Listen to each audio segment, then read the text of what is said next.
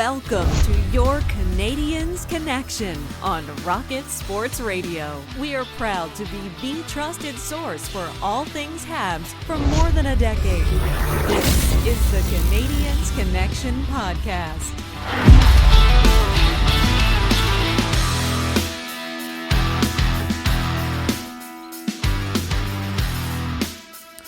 Hello, everyone. Welcome to the Canadiens Connection Podcast right here on Rocket Sports Radio, keeping you informed, engaged, and entertained. My name is Michael Spinella, and I'll be your host for the next hour. This is episode 312 of the Canadiens Connection Podcast, and I'm very pleased to be joined in the studio by my co-host, the founder and the president of Rocket Sports, Mr. Rick Stevens. And how are you doing today, Rick? There's some excitement in your voice today. You're a little bit excited. Welcome back, by the way, to the host chair. And I'm doing well. We're into September, opening weekend for the National Football League, and training camps, at least rookie camps, right around the corner, happening this week. So summer's over. Summer is over, and we're ready to get. And I think for most hockey fans, they enjoyed this summer, but they're ready for to see some action on the ice. Yeah, you got it right. Very excited for the season to get underway. Training camp around the corner here. And also, just wanted to take a second here. Thanks goes out to Amy Johnson for filling in periodically throughout the summer there while I was away from the studio. So that's a big help. And I know she did a fantastic job all the times I was away. So looking forward to being back here today. And lots of interesting stuff to talk about, including one of the biggest pressing questions for the Montreal Canadiens. In the first segment, we will get you up to date on everything Montreal Canadiens news, roster updates, prospects, and then some news from around the NHL. In segment 2, we have a big topic segment entitled Canadiens Intense Competition on Defense. So we're going to talk about the Montreal Canadiens defense situation heading into the regular season.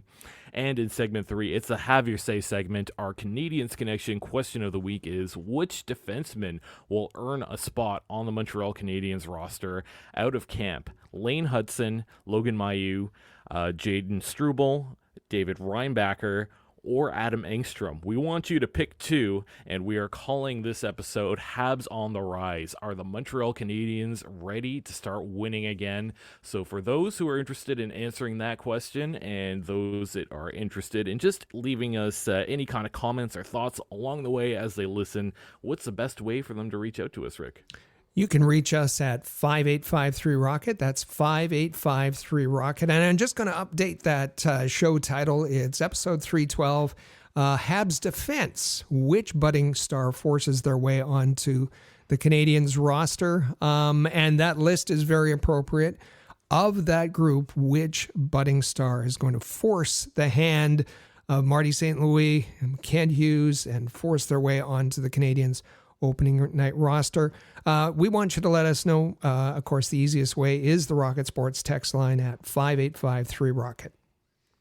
And make sure that you follow us on our social media. You could follow at Habs Connection on Twitter, Facebook, and Instagram. Plus, check out our website, CanadiensConnection.fm.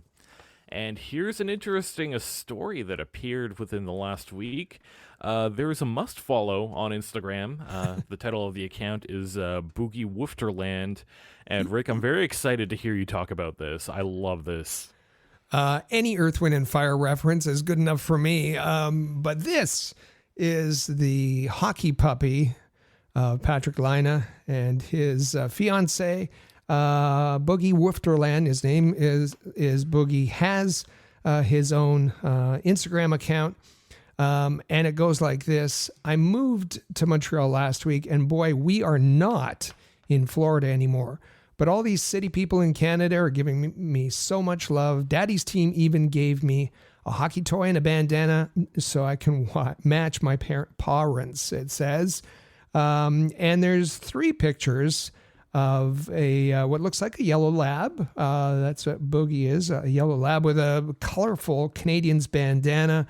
Then he's playing with his hockey toy, and a handful for Patrick Laine in the third picture That's a hefty dog. So he says, can't wait for all of my Montreal adventures, and go Habs go. So there's our sauce story to start. If you're not following already, Boogie Woofterland, make sure you give him a follow on Instagram. And make sure that you follow our daily Habs posts throughout the offseason via Rocket Sports on Twitter, and you can check out our exclusive content at InsideTheCanadiens.com. Some updates on roster news, and you talked about Patrik Laine a little bit. Well, Patrik Laine arrived in Montreal and received his jersey number. He's going to go with number 92, previously worn by Montreal legends Steve Ott, Jonathan Drouin, and Nicolas Baudin, so joining great company there, of course. And we got to see him wear the jersey and go on the ice a little bit, too. Yeah, he hit the ice in Brossard for the very first time to skate with his teammate. There was a lot of folks there, got to take a few shots on Sam Montembeault, and he looked great. He looked huge in his Canadiens warm-ups, and we talked about it in last week's podcast, 311, that it was just hours away from him landing in Montreal, and that was certainly the case. Patty, as everyone seems to call him, and his fiancée Jordan Lee arrived in Montreal last weekend. He got his jersey.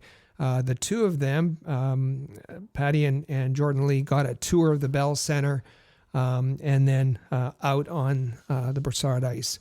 And there was a few fans there to welcome him as well. On Tuesday, Cole Caufield announced that he will be changing his number from 22 to 13 this season to honor the late Johnny Gaudreau.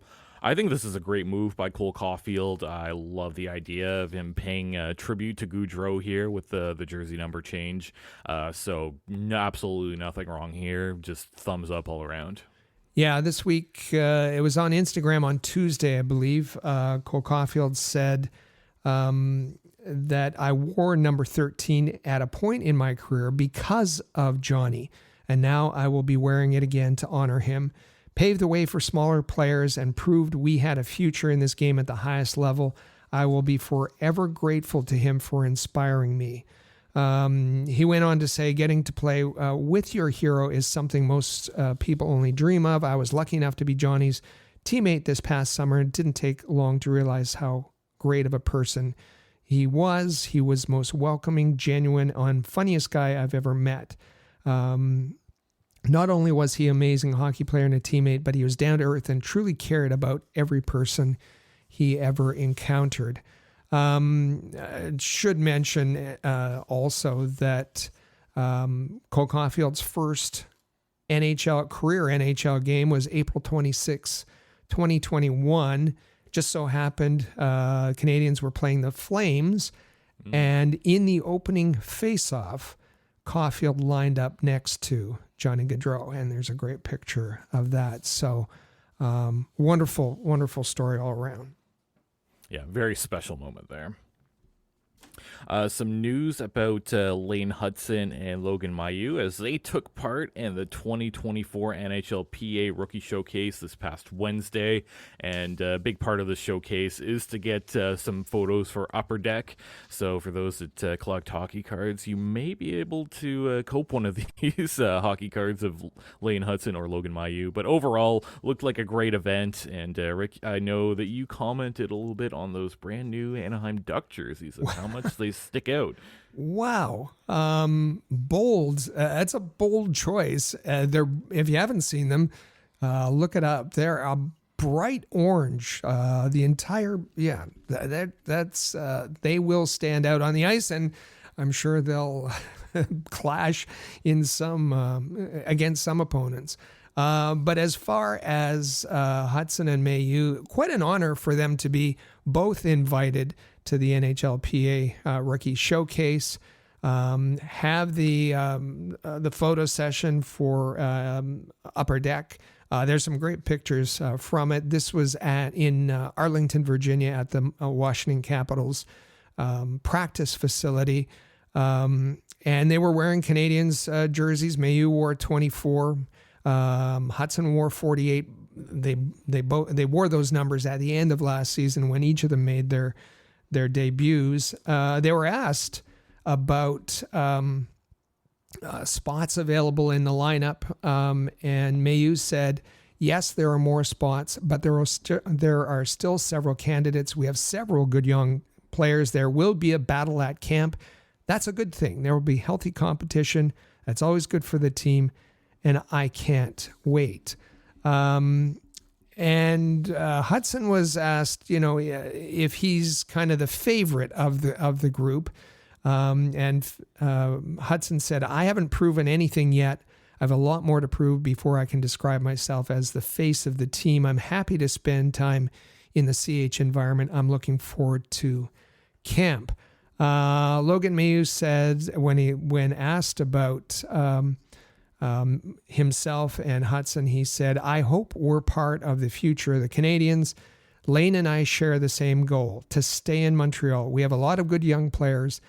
It's an exciting time for the Montreal Canadiens organization. So all good comments, positive attitudes. The last comment I'm going to read is from Macklin Celebrini, number one choice at June's draft by the San Jose Sharks. Of course, he was a Boston University teammate of Lane Hudson, and Celebrini was asked about Lane Hudson, and he said, Hudson's game speaks for itself. He's a special player and a very good person. I had the chance to get to know him last year. I really get along well with him. In my eyes, he has a character to adapt well to a city like Montreal. He's going to do great. Lots of great comments there. And I bet they're both excited to join Canadiens Rookie Camp that begins on Wednesday, September the 11th. Looking at the roster that was announced, no big surprises here. You will see some defensemen that might have an opportunity to make the lineup out of camp. Adam Engstrom, Lane Hudson, Logan Mailloux, David Reinbacher, who we're all excited about. And up front with the forward group, some returning cast that we already know, and with Owen Beck, Jared Davidson, Sean Farrell, Emil Heineman, Philippe Michard as well. So this is going to be interesting to keep an eye on. And the goalies, Quentin Miller is going to be making an appearance. Curious to see what he can do. And overall, this just makes me more excited for the upcoming season. For sure. There's also those four defensemen that you mentioned.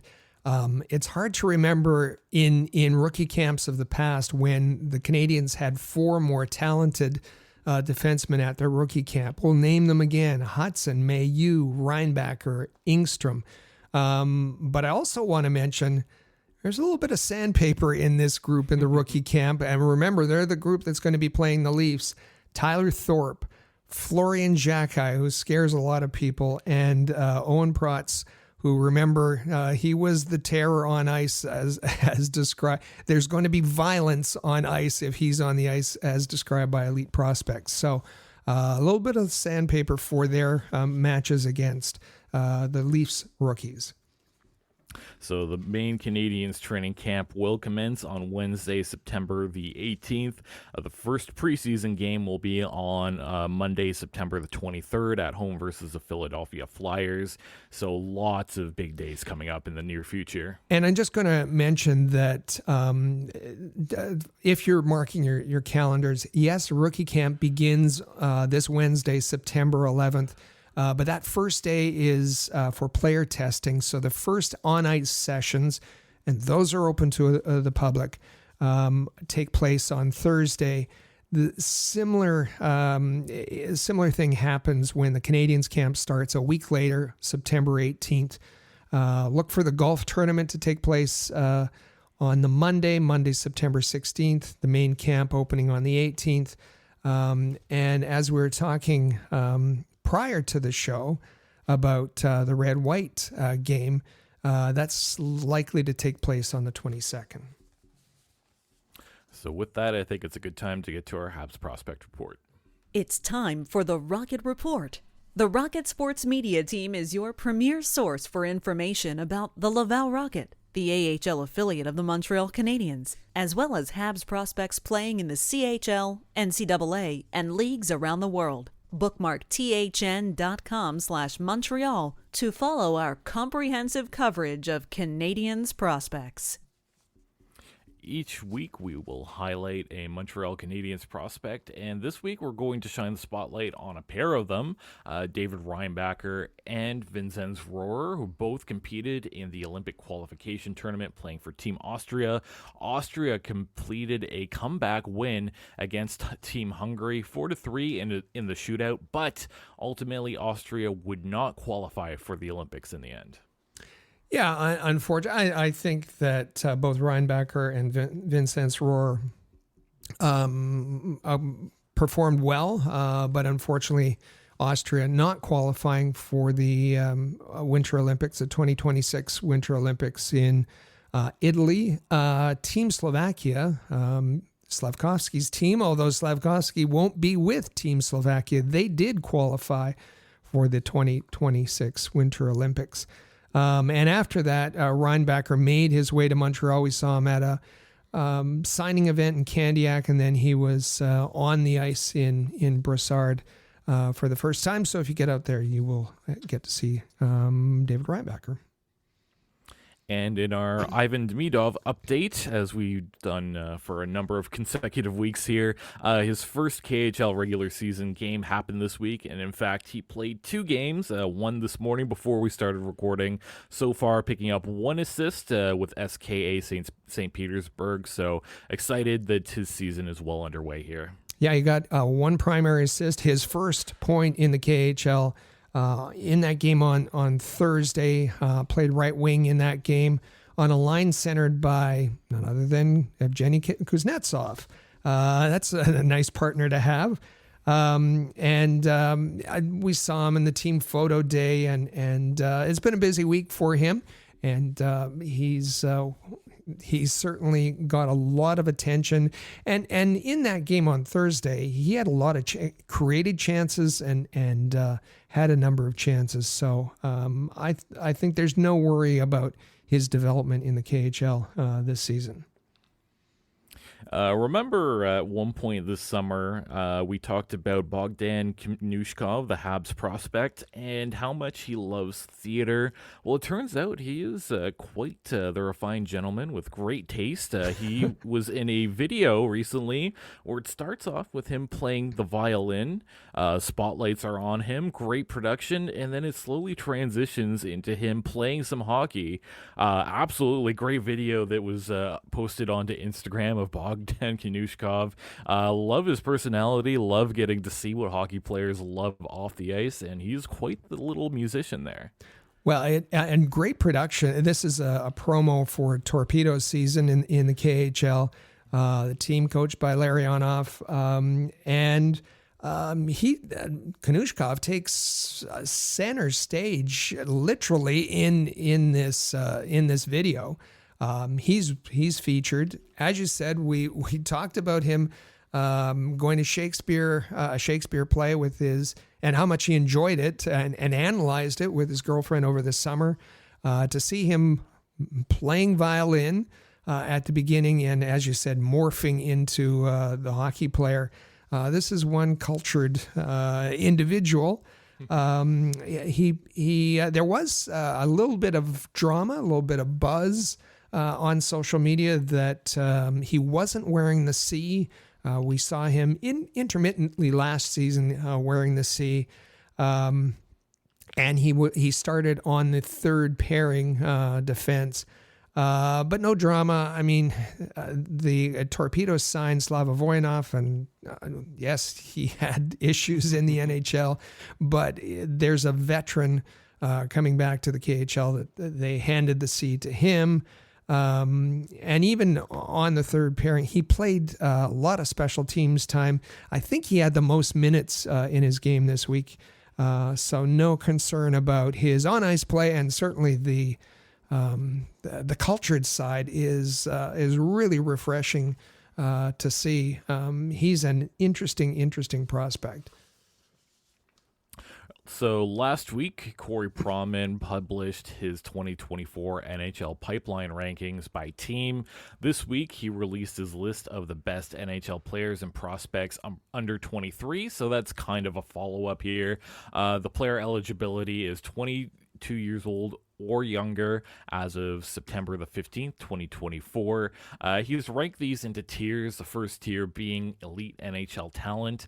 I'll start off by just kind of listing a quick top 5 here, and then we'll get to where the different Habs players fall in line. So in that elite tier, there are 4 players: 1 Bedard, 2 Tim Stützle, 3 Macklin Celebrini, 4 Adam Fantilli.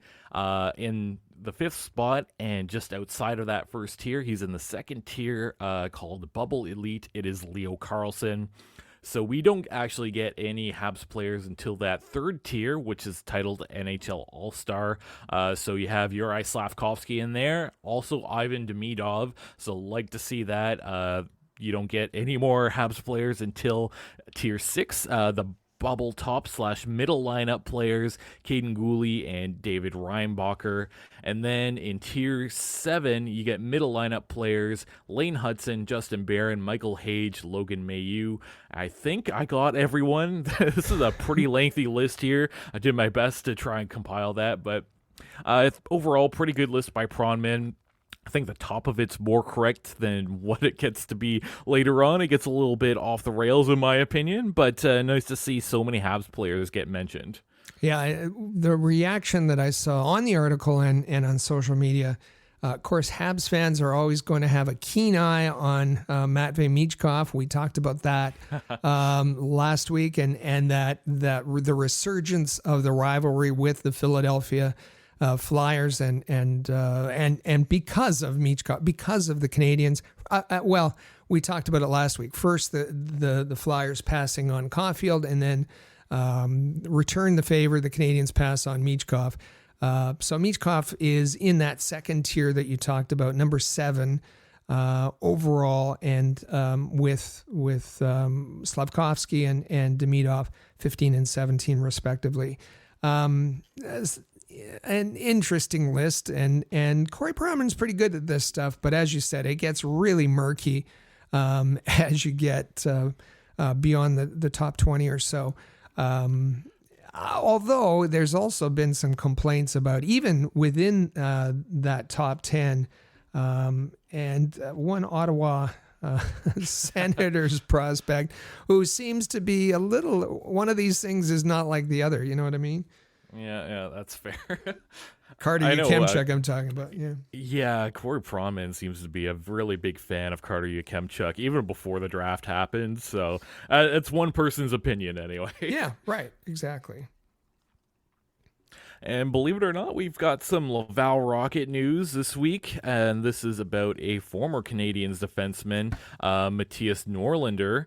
He's signed with Modo Hockey of the SHL, drafted 64th overall in 2019 by the Montreal Canadiens. He ended up suiting up for 6 games in Montreal, put up only 1 assist, and played parts of, I believe, 3 different seasons with Laval. I remember the hype of this kid coming over to Montreal when he initially did, and it's kind of a shame that he just didn't develop into anything with the Montreal Canadiens. Rick, do you think that it's a bit of a disappointment to see this player end up in the SHL this year? Well, I do. You're right about the hype, and I do remember the Bassus and the Ingles and those guys saying, "This guy is the type of defenseman. This is the future." Gooley, no, Norlinder is way above him in terms of potential, and this is the kind of defenseman that the Canadiens need, and it just never materialized. But I mentioned drama.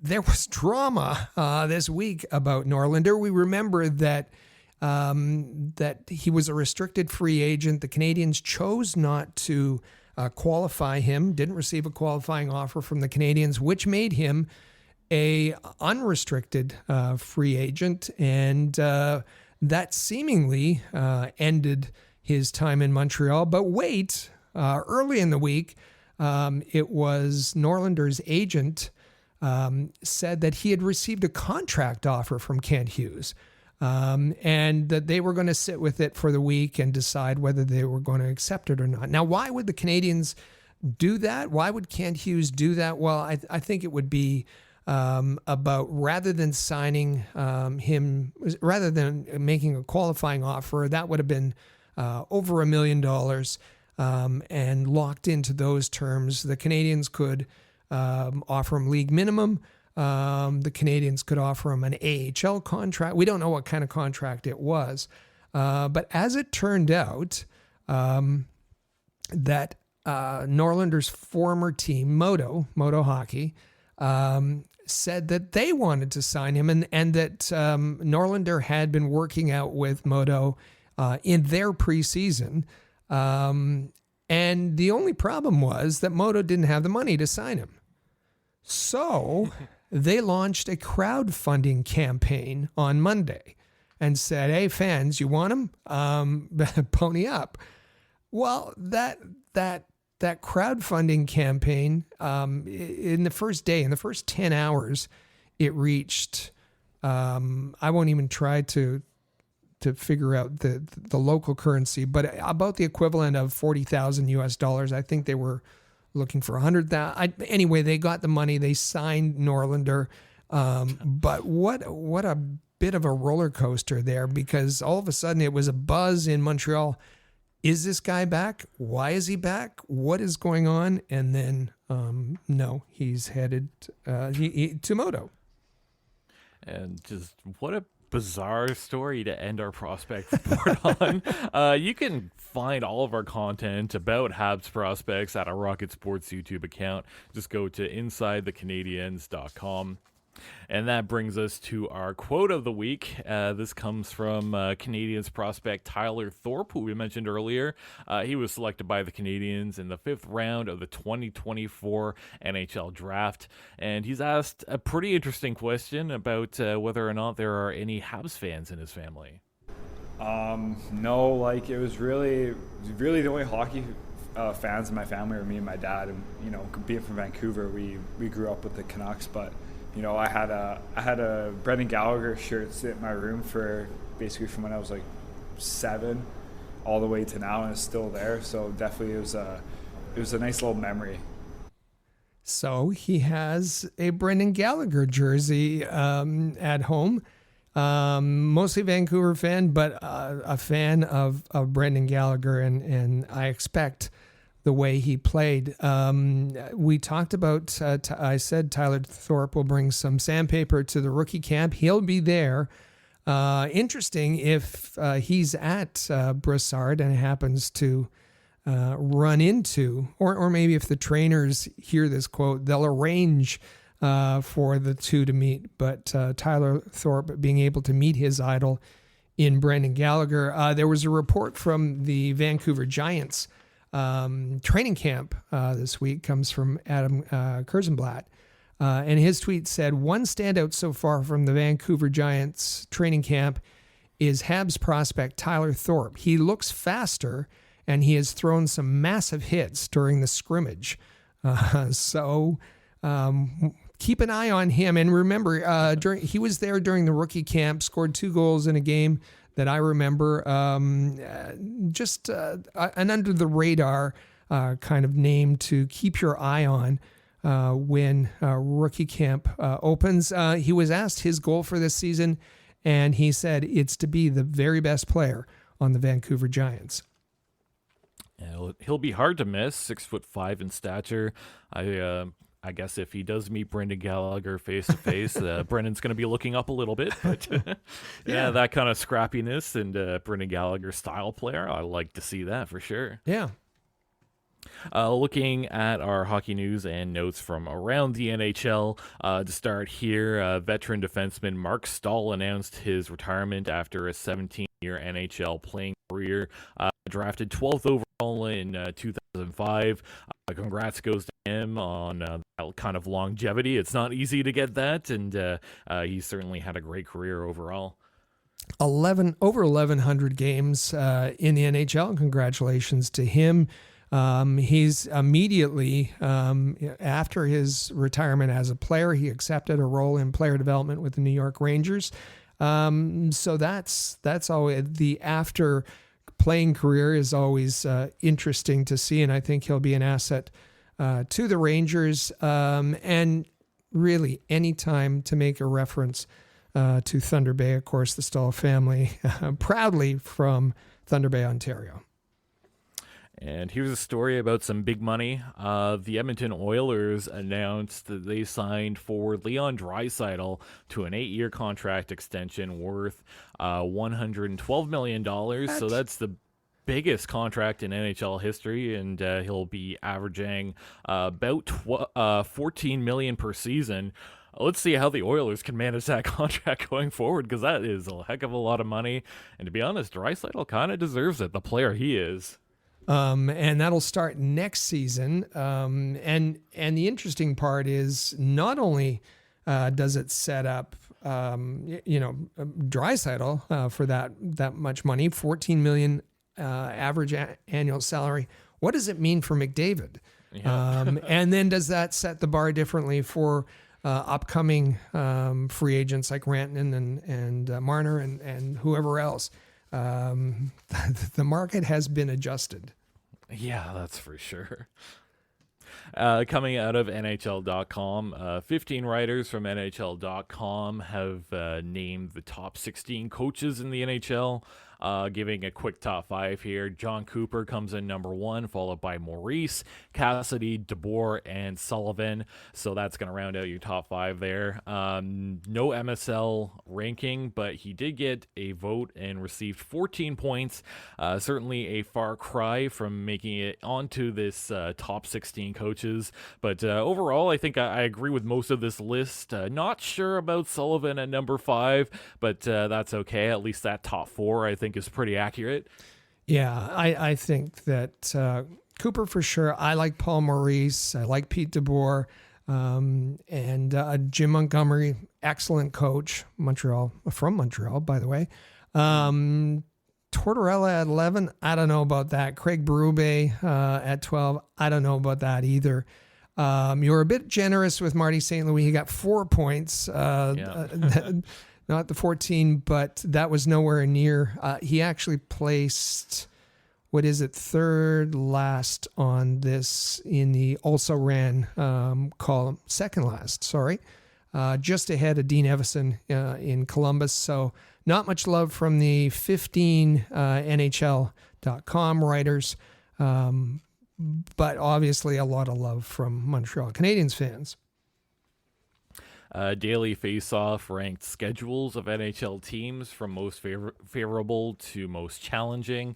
The Montreal Canadiens certainly have a challenging schedule. They have 15 back-to-backs. One thing I like personally is that they're playing a lot of Saturday nights. That's great. That's great for the hockey night in Canada. That's great for me when I have some free time here.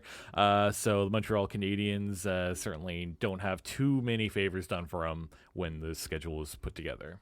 The back-to-back games we talked about when the schedule came out, that's the most in the NHL. I think it's up from 11 last year. And remember that they were 1-10 in back-to-back in the second half of the back-to-back last season. They're going to have to turn that around. They're going to have to prepare better, figure out how to be better, and manage the bench, all of those kinds of things. That's mostly on the coaching staff there to make sure that they're have a much better record in back-to-backs, because they're going to need it this season. Interesting that their longest road trip is 6 games, and it's from December 23rd to January 3rd. That's a bit of a misnomer, because they'll actually come home for the Christmas break there.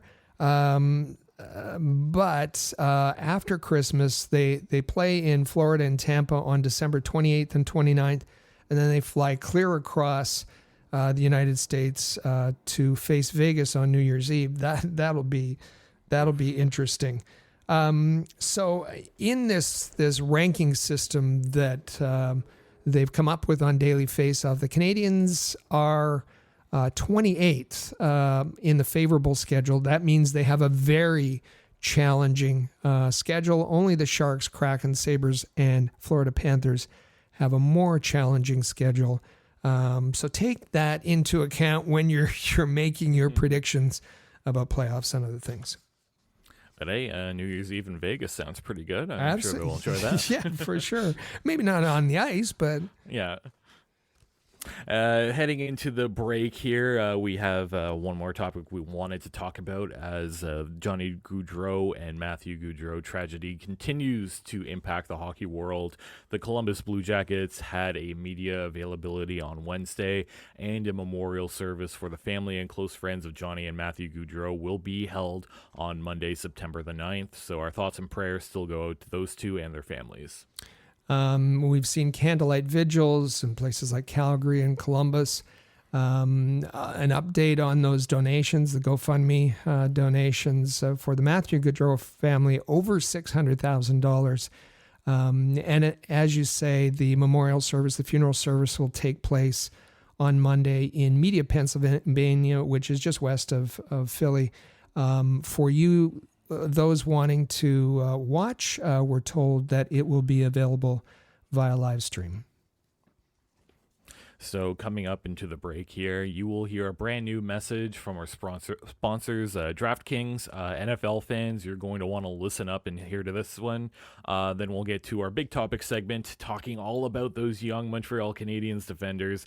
This is the Canadiens Connection podcast right here on Rocket Sports Radio.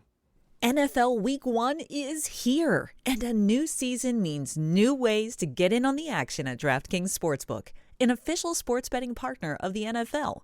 Ready to place your first bet? Try betting on something simple like picking a player to score a touchdown, or maybe you want to build a parlay filled with 3 or 4 or 5 different players who you believe will score a touchdown. Are you ready to do a touchdown dance of your own? Score big with DraftKings Sportsbook, the best place to bet touchdowns. Download the DraftKings Sportsbook app and use code THPN. That's code THPN for new customers to get $250 in bonus bets when you bet just $5 and get 1 month of NFL Plus Premium on us. Only on DraftKings. The crown is yours. Gambling problem? Call 1-800-GAMBLER. In New York, call 877-8-HOPE-NY or text HOPE-NY 467-369. In Connecticut, help is available for problem gambling. Call 888-789-7777 or visit ccpg.org. Please play responsibly. On behalf of Boot Hill Casino and Resort, Kansas. 21 plus age and eligibility varies by jurisdiction. Void in New Hampshire, Oregon, and Ontario. Bonus bets expire 168 hours after issuance. For additional terms and responsible gaming resources, see dkng.co/ftball. NFL Plus Premium offer available only to new and former NFL Plus subscribers. Additional NFL Plus Premium terms at nfl.com/terms.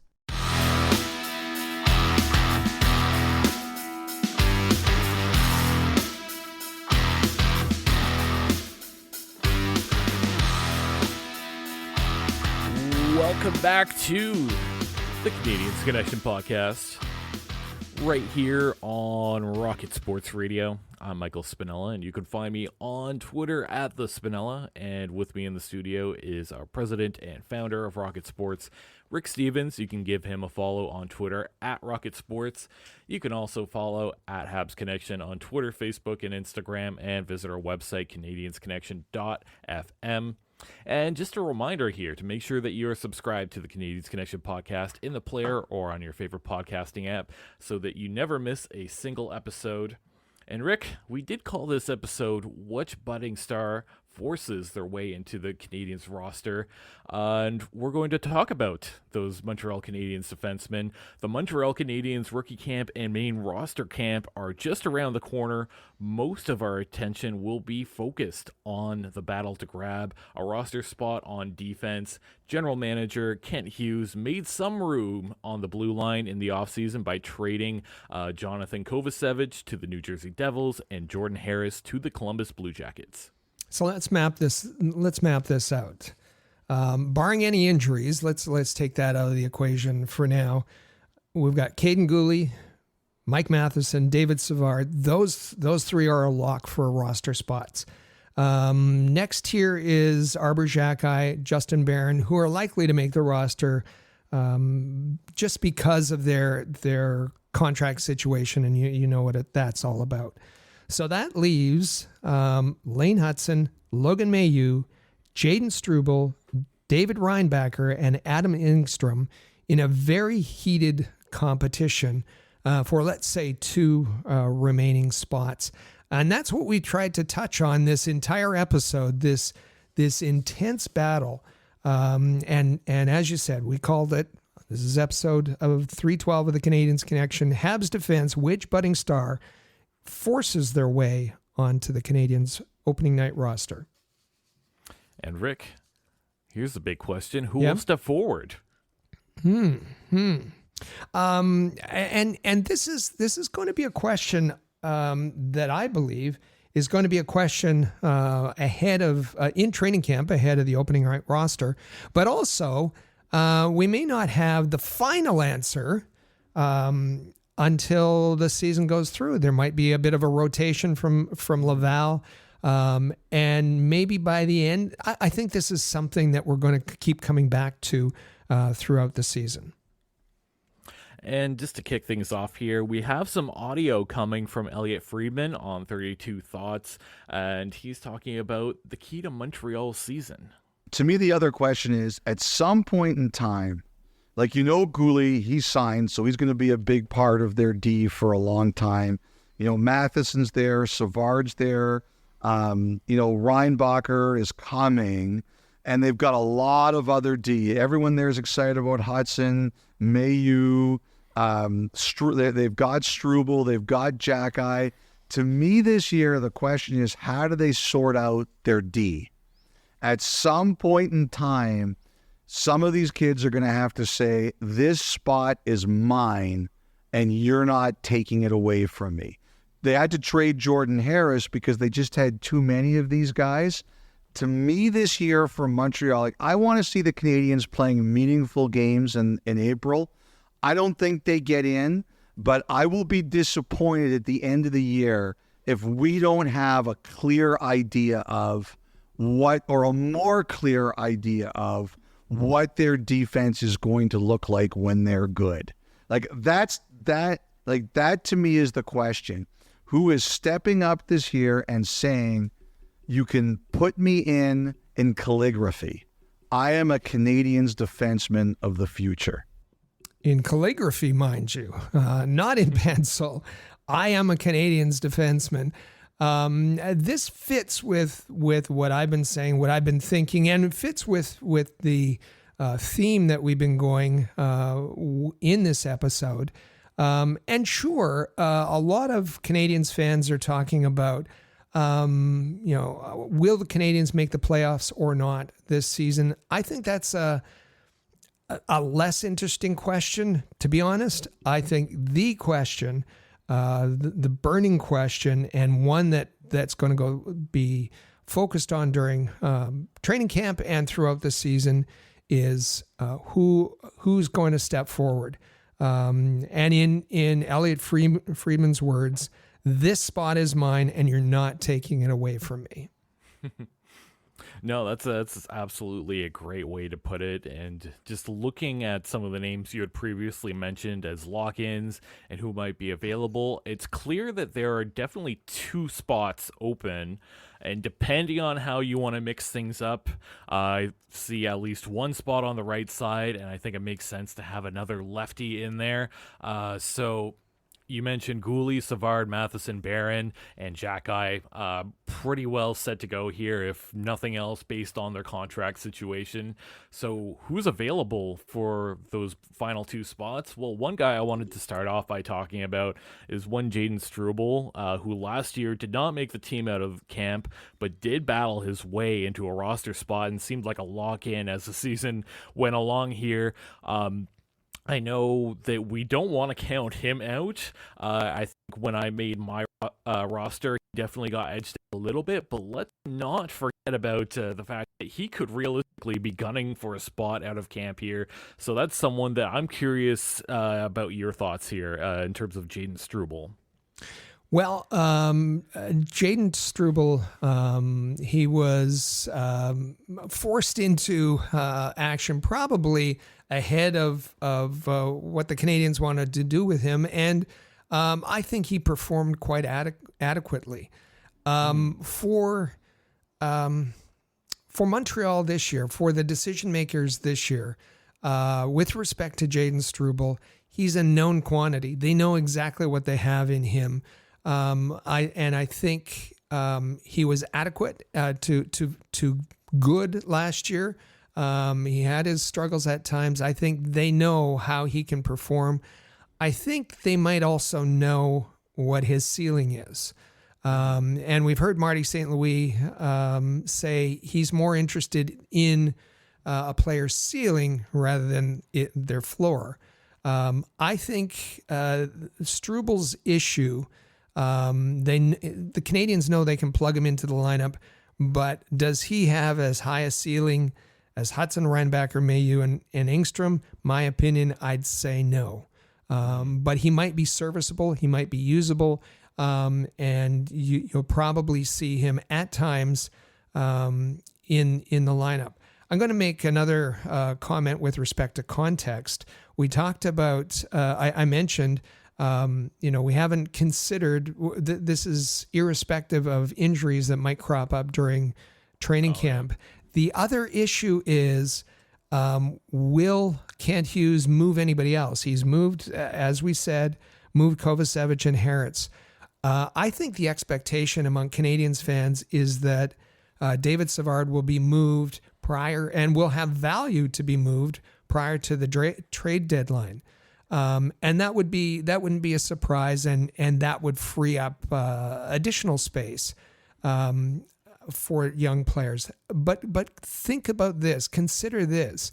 What if Hudson, Reinbacher, Mailloux, Engstrom, and let's just throw Struble in there, are forcing Hughes's hand earlier? Will we see David Savard move before Christmas?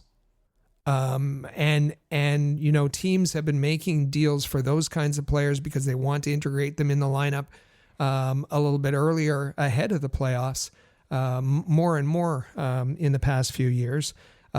Will Kent Hughes have the luxury because these guys, these players, these young defensemen are forcing his hand?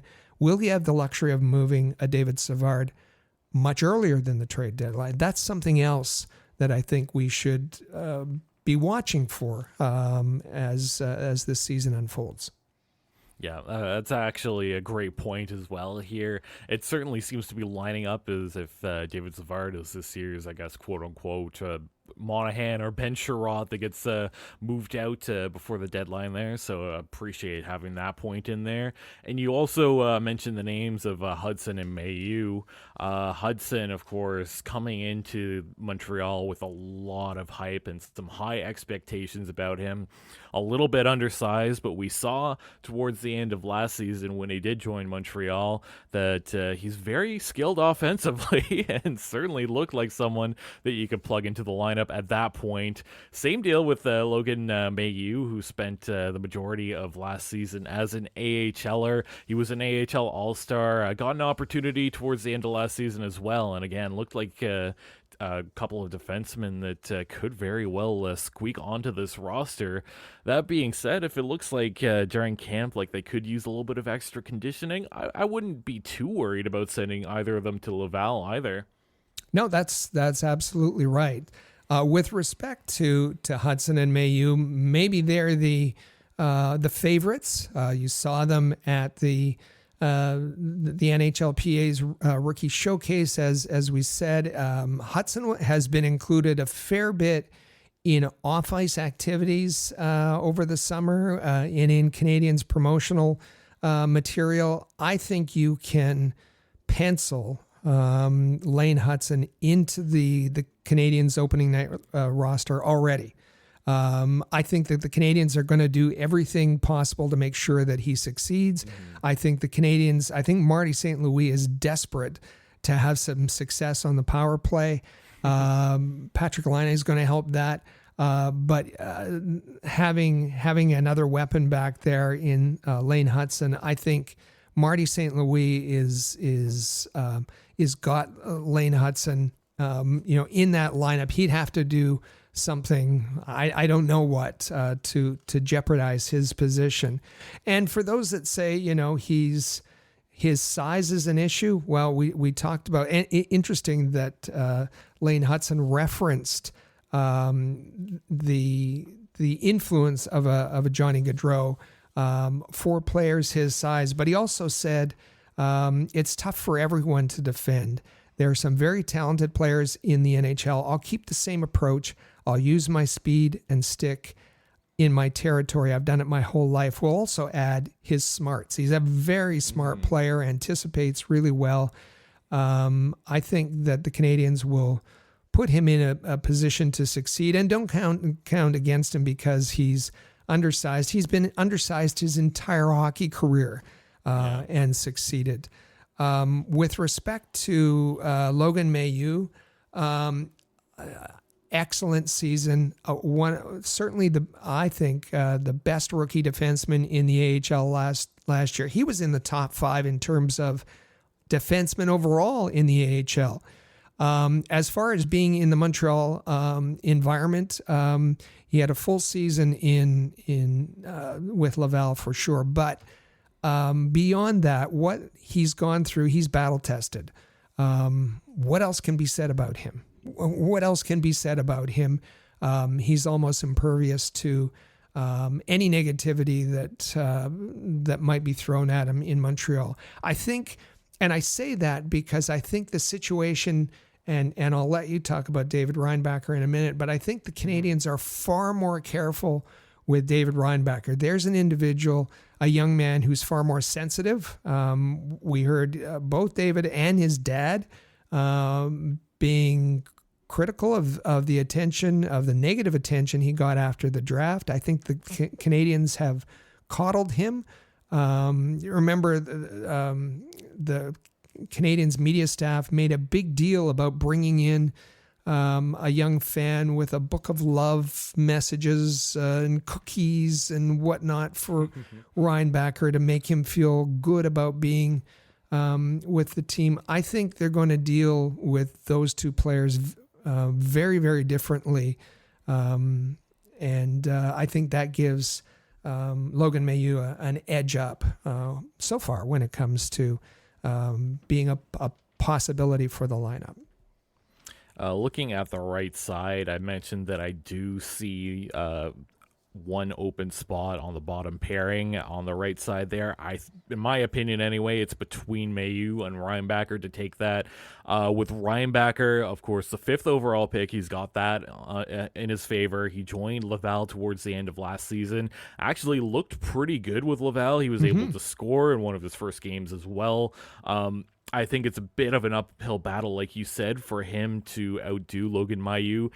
He's going to have to outperform him. He's going to have to really make a name for himself out of camp if that's what he's wanting to do. And you mentioned, too, a few episodes ago that David Reinbacher's goal is to make the team this year. So right. Whether or not he gets that right out of camp, I can see a scenario where he is able to get into some NHL games.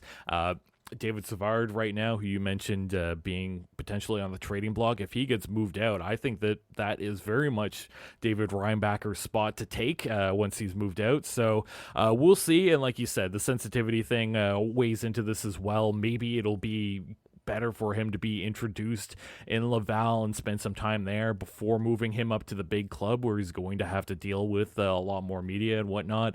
But nonetheless, don't count out David Reinbacher here. I think he's got a chip on his shoulder, and he's certainly going to come into camp with a goal in mind.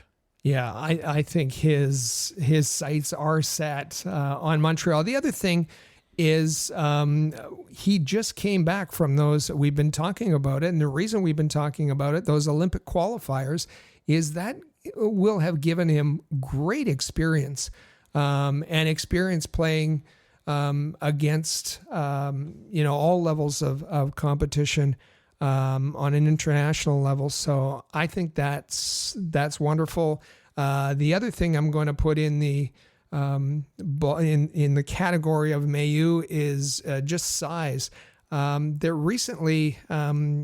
was someone on Twitter that took, and this might surprise you, took the elite prospects data and weight in particular, and averaged them all out. And the Canadiens are the 7th heaviest team in going into this season with the players on the roster. And of course, Logan Mailloux could be a big part of that. And if that's the case, then they're going to want to. There's a reason for that. They've been moving in that direction. Of course, that goes against Lane Hudson, but it would go for a Logan Mailloux, especially as you say, if a big player, a big body like David Savard is moved.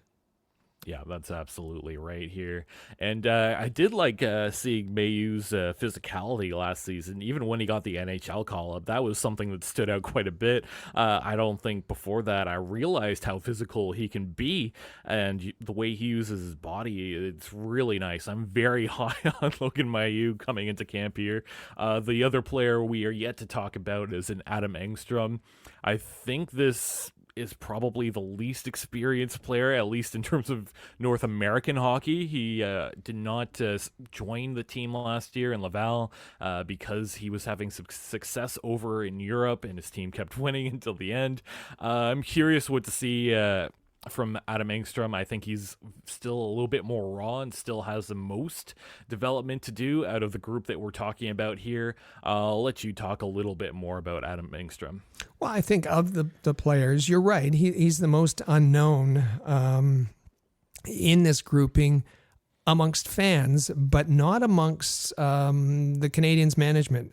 This is a guy who could be, I'll call him a wild card in training camp. He's going to surprise you. He's going to open a lot of eyes of fans because he's a very talented player.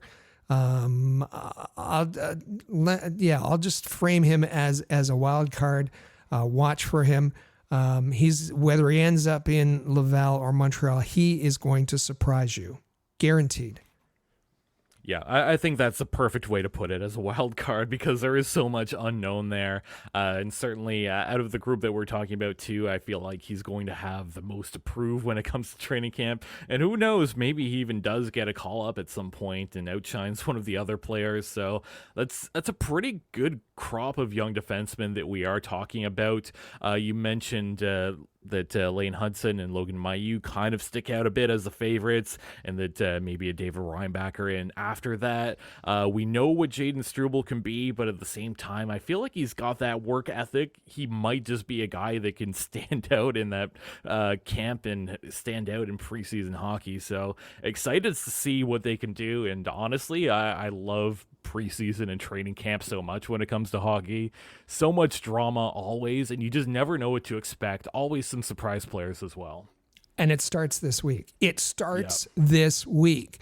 So be sure that you're subscribed to this podcast. We're going to have lots to talk about, guaranteed, next week. Be sure to tell your friends. Be sure to share this podcast. We've got some great sources and eyes on this. And I should mention that if you don't know, part of our team includes folks who are used to watching the AHL, used to watching prospects. Chris G, Amy Johnson, Patrick Williams, the guru of the AHL, are all part of our team. And so we're going to have lots of eyes on these people and lots of great information for you in the coming weeks. And just before we head into our final break here, let's give you our Canadiens Connection question of the week, as that relates perfectly with everything we just talked about. We will ask all of you, which defenseman will earn a spot on the Montreal Canadiens roster out of camp? You can pick two. We'll say Lane Hudson, Logan Mailloux, Jaden Struble, David Reinbacher, or Adam Engstrom. We want to hear from you. And did you know that this podcast is sponsored by BetterHelp? And here's Amy to tell us a little bit more about that. This podcast is sponsored by BetterHelp. So it's back to school time for the kids, right? Well, let me ask you something. Take just a second and think about what something is that you'd like to learn. I'm going to freely admit I'm one of those lifelong learners. Call me a nerd if you want, but I love learning new things and learning about things. Whether it's history, whether it's science, whether it's language, whether it's art, whether it's, you name it, I find so much satisfaction out of learning things. I think some of that stems from just natural curiosity, but the other part of it is that it makes you feel like you've accomplished something when, hey, I learned this today. And it could be something that takes 5 minutes, or it could take 5 weeks if you take like an online course or something like that. There's so many things that we try to make time for during the course of a day. Carving out a little bit of time to learn something new isn't always at the top of the priority list either. But kids are always like learning and growing. We lose a little bit of that curiosity as adults. And I think sometimes when we stumble upon something that really grabs our attention, it kind of reawakens that awe that we had as kids in that natural curiosity. So again, I ask, what's something that you would like to learn? Is it a new language? Is it how to garden, how to cook something?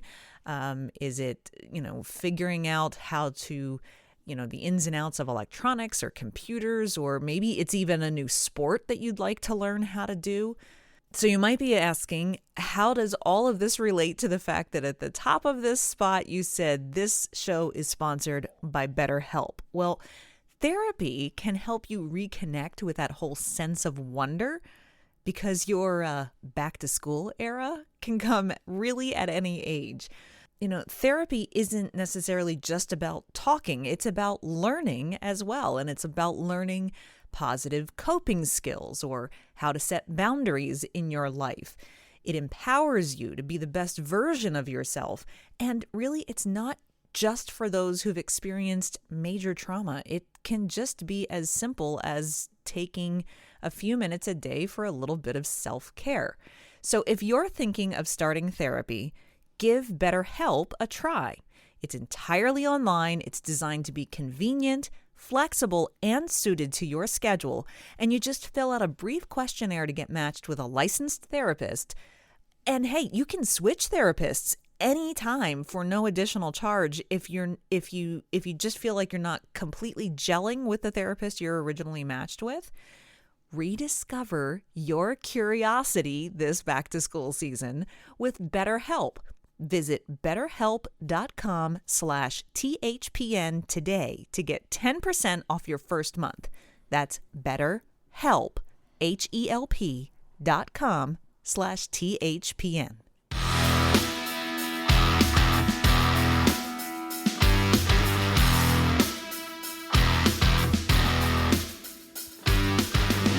Welcome back to episode 312 of the Canadiens Connection podcast, right here on Rocket Sports Radio. You can follow at Habs Connection on Twitter, Facebook, and Instagram. Plus, you can check out the website, canadiensconnection.fm. And feel free to text us anytime via the Rocket Sports text line. 5853-ROCKET is the number. That's 5853-ROCKET. And like we've said a few times, training camp is underway. Rookie camp is next week. Lots of things coming up for these Montreal Canadiens. They can be kind of difficult to keep track of, so here's what you need to know from Rocket Sports. We cover the Montreal Canadiens, and you can find all of that content at InsideTheCanadiens.com. All our Canadiens coverage in one place, and we have been a source that you can trust for the past 15 years.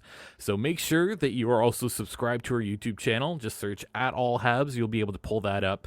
Every single Monday, you will find this podcast on there. If you missed last week's is entitled Which NHL Team Tops the Montreal Canadiens Rivalry List. And also, as the season gets underway, look out every Tuesday for the Rocket Hockey Report and every Thursday for the Habs Hockey Report, hosted by Amy Johnson. Always love Amy Johnson's content, so make sure that you keep an eye out for those, and the best way to do so is to subscribe. You can also subscribe to the premier Rocket Sports Radio podcast on your favorite podcasting app. It's Canadiens Connection. You can find every single episode at canadiensconnection.fm. And if you enjoyed the show, you can show us a little appreciation by leaving us a 5-star review. If you want to help us out a little bit more, you can share this podcast on your social media, whether it's X, Facebook, Reddit, anywhere at all. And just make sure that you're subscribed to everything. Also, tap the notification bell if there's one available to you. That way, you never miss a single episode and you're the first to find out about it. We are your inside link to the Montreal Canadiens. And Rick, a little bit of a Rocket Sports team announcement as we're asking all you Habs fans or people that might be interested to contact us. You want to help out? Do you want to be part of this wonderful Rocket Sports team that's been together, many of us, for the past 15 years? Brian Clark's been with us, Chris G, Amy Johnson, and the entire group. We love working together. We love putting out content. We love putting out this podcast, the Canadiens Connection, in its 7th season now. If you want to be part of it, you're such a passionate Habs fan that you want some way of making your voice heard, or if you're a student in the communications field, or journalism, and you want some experience, then reach out to us. Send me a text, 585-3-ROCKET, or if you want to tell me a little bit more about yourself, you can send an email. Our email address is hello@rocketsportsmedia.com. Always a fun time being with the Rocket Sports team. Like you said, having your voice being heard, getting it to learn, being with such a tight-knit group of people who are all passionate Habs fans. It's a lot of fun, so I highly recommend, if you're interested, reach out and have a conversation with Rick. Don't worry, he doesn't bite, as far as I know anyway. No, pretty easygoing, and always glad to talk to Habs fans. And now let's get to our Canadiens Connection question of the week. And we ask all of our listeners, which defenseman will earn a spot on the Montreal Canadiens roster out of camp? Lane Hudson, Logan Mailloux, Jaden Struble, David Reinbacher, or Adam Engstrom. We want you to pick 2. As we just talked about, we see 2 open spots on that Habs D core, so we want to hear your thoughts on that. And throughout the week, we get tons of text, tweets, and emails. We encourage you all to keep sending us those, even comments on YouTube or on our social media. We love those. 585-3-ROCKET is the text line if you want to text us. Rick, you mentioned an email. I'll get you to mention that again if anyone has something a little bit longer to say. Our email address is hello@rocketsportsmedia.com. And last week, we received a ton of reaction to our Canadiens Connection episode 311 as we asked everyone, what's your favorite hockey memory from a classic Canadiens rival game? And which provisional Habs rivalry is heating up? Rick, we had quite a bit of reaction here. I'll let you give that to us. A ton of reaction. And thank you all for your comments, for your texts, for your YouTube comments, and Facebook as well. This text to 585-3-ROCKET comes from our dear friend Dino in the Gatineau area. He says, greetings, Habs fiercest rivals, ? Well, 1909 to the 1930s, it was Les Senators d'Ottawa. Nice. So he's going back a ways here to go through. From the 40s to the late 60s, it was the Toronto Maple Leafs. From 1970 to the WHA NHL Fusion era, the big bad Boston Bruins. And then he goes on to talk about the Quebec Nordiques. And he says this was not just an ordinary adversarial situation. This was bad blood, injurious, malicious intent, predominantly initiated by Quebec, in my opinion. And this was not merely a rivalry, it was civil war. He said after Quebec was ushered out of the NHL, cleverly but unrighteously so, by a young entry-level commissioner, our biggest rival returned and remains to this day. The big, not so bad anymore, Boston Bruins. And he thanks us for the podcast and the information, and is very appreciative. And that's Dino. What a comprehensive review of Rivals. Love that text. Yeah, love when we get to hear from Dino, some of my favorite comments there, and just love all the comments from everyone in general. And up next, I believe we have an email that you want to read out. From our dear friend Chris, who's now in Albany, New York, upstate New York. He calls it Habs country. He says, "Good morning, Rocket Sports team. Happy Saturday. Hope all are well. I sat down to pen this a few times, but got distracted." And then he goes into some real detail as well. He says, "Rifling through the memory banks, I settled on a taste of your own medicine moment." He talks about the 1979 semifinals, Game 7. Then he said, "The Habs' prolific Stanley Cup run is on life support. The big bad Bruins take a too many men penalty. And there was a crack, a wee bit anyways. The Flower corrals the puck in his own end, hair flying as he streaks up the ice. He passes to Lemaire, who enters the zone, drops the puck back to Lafleur, who rips a bullet past a stunned Jelly Gilbert, which absolutely deflates the Bees and renders the outcome academic. Of course, the Habs go on to win the Stanley Cup." He jumps forward to PK Subban and the 2014 playoffs. He talked about the celebrations between Subban and Carey Price. And he goes on to say that he was in college in Philadelphia in the 80s. And he went to the Philadelphia Spectrum.